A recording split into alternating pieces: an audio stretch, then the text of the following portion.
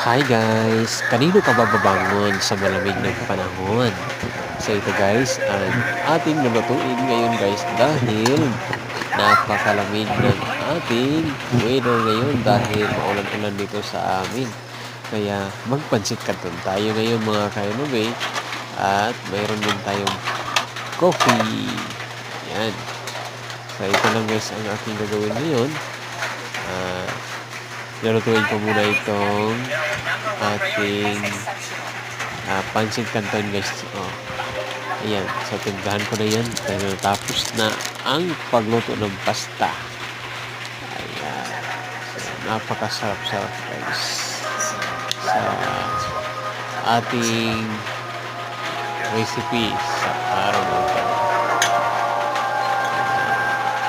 Napakasarap, napakatakam-takam ang pancit canton.